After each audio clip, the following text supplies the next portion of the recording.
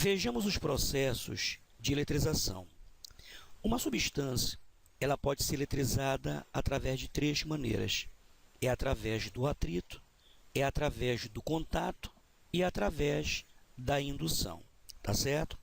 Então vamos estudar primeiro a eletrização por atrito, tá certo? Nós temos aqui inicialmente um bastão de vidro e um pedaço de lã. Inicialmente, esses dois materiais, eles estão neutros, tá certo? Então quer dizer que há equilíbrio entre carga positiva e carga negativa, tá certo? O que vamos fazer? Você vai pegar esse pedaço de lã e você vai esfregar esse pedaço de lã nesse bastão de vidro, tá certo? A experiência mostra que quando você atrita o vidro com a lã, a gente percebe que alguns elétrons eles saem do vidro, né, e vão para o pedaço de lã, tá certo? Isso quer dizer que se o vidro ele perde elétrons para a lã, esse vidro ele vai ficar eletrizado positivamente, já que ele perdeu elétrons, e a lã ela vai ficar eletrizada negativamente, já que ela recebe esses elétrons. Tudo bem? Agora, é claro, se todo elétron que sai do vidro ele vai para a lã, isso quer dizer que ao final do processo, essas duas substâncias elas vão ficar eletrizadas com cargas de mesmo módulo, mas de sinais opostos. Ou seja, no caso aqui do bastão de vidro, se a carga dele é mais 2, a carga do pedaço de lã vai ser menos 2, tá certo? Então, se você atrita duas substâncias A e B, tá certo? E se no final do atrito, se após o atrito, a carga de A é mais 40, a carga de B vai ser menos 40, tá certo? Na eletrização por atrito, os corpos adquirem carga de mesmo módulo, mas de sinais opostos. Tudo bem? Nessa minha experiência, em que eu estou usando o vidro e a lã, eu percebo que o vidro ele fica positivo e a lã ela fica negativa, tá certo? Agora, se eu esfregasse, se eu atritasse a lã com a madeira, o processo seria o contrário. A lã já ficaria positiva e a madeira ficaria negativa. Ou seja, no caso do vidro, a lã ela adquire uma carga negativa, mas no caso da madeira, ela vai adquirir uma carga positiva, tá certo?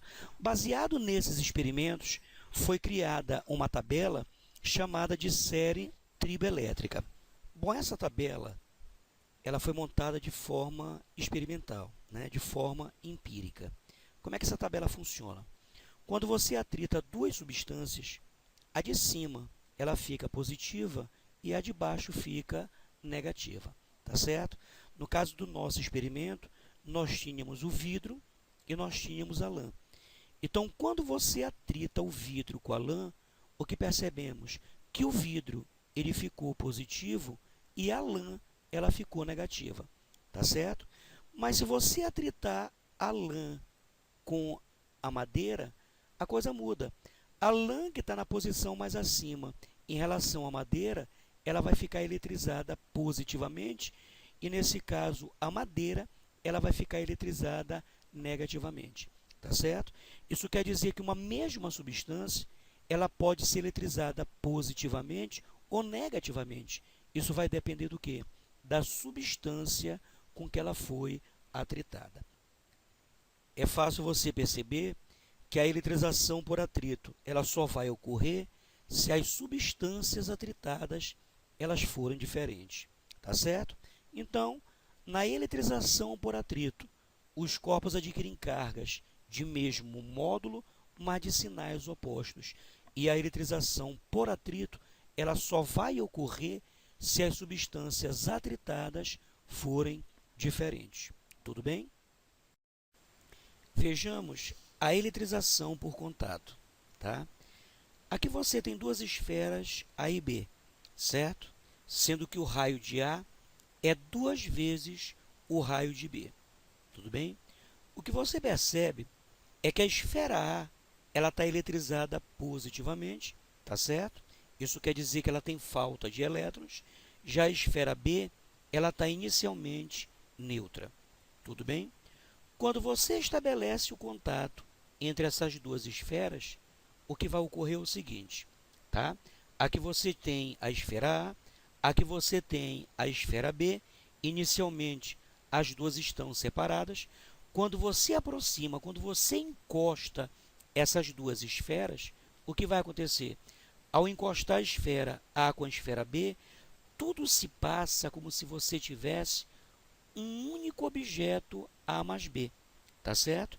Isso quer dizer que aquelas cargas que antes se distribuíam só em A, elas também vão se distribuir em B, já que tudo se passa como se você tivesse aqui, ó, um único objeto, tá certo? Agora, de que maneira vai acontecer essa redistribuição de cargas elétricas? Bom, a experiência mostra que a quantidade final de carga que cada esfera vai ter, ela vai ser proporcional ao seu raio. Em outras palavras, como o raio da esfera A é 2 vezes o raio da esfera B, isso quer dizer que a carga final de A vai ser 2 vezes a carga final de B, tá certo? Inicialmente a carga de A era mais 6, tá certo? Você percebe na figura, após o contato, como fica, né, essa redistribuição de carga. Veja bem, primeiro a carga de A era mais 6, a carga líquida de B valia 0. Então a soma das cargas antes dá mais 6. Ora, se a soma das cargas antes é mais 6, a soma das cargas depois tem que dar mais 6, tá certo? Agora, como o raio de A é 2 vezes o raio de B, qual é a conclusão que você tira?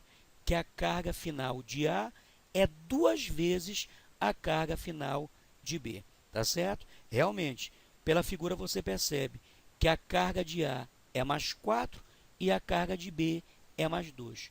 Ou seja, a carga final de A é 2 vezes a carga final de B.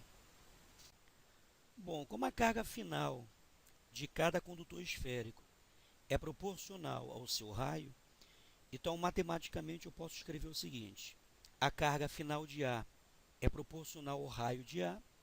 Posso tirar esse símbolo de proporcionalidade e colocar um símbolo de igualdade.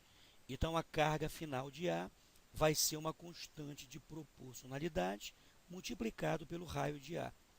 Já a carga final de B é proporcional ao raio de B. Então quer dizer que tirando o símbolo de proporcionalidade e colocando o símbolo de igualdade, a carga final de B é uma constante de proporcionalidade multiplicado pelo raio de B, tá certo? Então, se você dividir uma equação pela outra, tá certo? A constante de proporcionalidade, ela vai ser cancelada, tá certo? Lá adiante, você vai entender o porquê que essa constante de proporcionalidade é a mesma para os dois condutores, tá certo?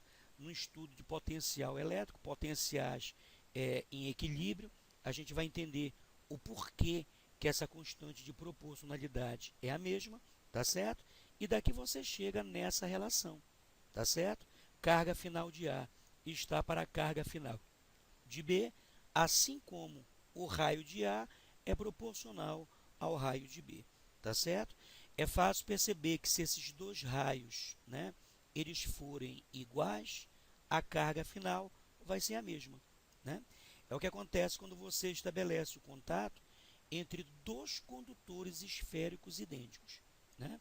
Quando você estabelece o contato entre dois condutores esféricos idênticos, a carga final vai ser a mesma para os dois. Tudo bem? Tá certo? E aqui nós temos um tipo muito peculiar, muito particular de contato, que é o chamado aterramento, né? Quando você estabelece, por exemplo, contato entre um corpo eletrizado e a Terra, você, na verdade, está fazendo esse tipo de contato aqui, ó, né? O contato entre uma esfera pequena e uma esfera gigantesca, que é o planeta Terra, tá certo? Pela relação que nós deduzimos, que foi essa aqui, ó, daqui você tira o valor da carga final de A, tá certo? Então, o que é que você percebe? Que a carga final de A vai ser a razão entre os raios multiplicado pela carga final de B. Mas observe aqui. Observe que o raio da esfera B é muito maior que o raio da esfera A. Então, quer dizer que se o raio da esfera B é muito maior que o raio da esfera A, então se você pega essa razão bem aqui, ó, essa razão, e se você torna esse denominador um número muito, mas muito grande, o resultado dessa razão aqui, ele tende a zero, tá certo? Então quer dizer que a carga final de A, ela vai ser nula. Qual é a conclusão que você tira? Que quando você estabelece o contato entre um corpo eletrizado e a Terra, esse corpo eletrizado, ele fica neutro, tá certo? Então, todo corpo eletrizado em contato com a Terra, ele torna-se neutro, tudo bem? Então, aqui você tem uma esfera A eletrizada positivamente, tá certo? Isso quer dizer que ela tem falta de elétrons. Esse símbolo, a partir de agora, ele corresponde o quê? A um aterramento, tá certo? Então, quer dizer que essa esfera A, ela foi estabelecido o contato entre ela e a Terra. E sabemos que todo corpo eletrizado em contato com a Terra, ele torna-se neutro, tá certo? Então, nesse caso aqui, sobem elétrons que vão neutralizar aquelas cargas positivas, tá certo? Agora, se a esfera A ela tivesse eletrizada negativamente, ao se estabelecer o contato com a Terra, os elétrons descerão e no final ela ficaria neutra. O terceiro processo de eletrização é a chamada indução, tá certo? Então imagina que você tenha uma esfera condutora neutra. Se ela está neutra, há equilíbrio entre carga positiva e carga negativa, tá certo? Eu vou aproximar dessa esfera neutra um bastão eletrizado positivamente, tá certo? Como a carga do bastão ela é positiva, então essa carga positiva vai atrair alguns elétrons do condutor para o seu lado esquerdo, tá certo?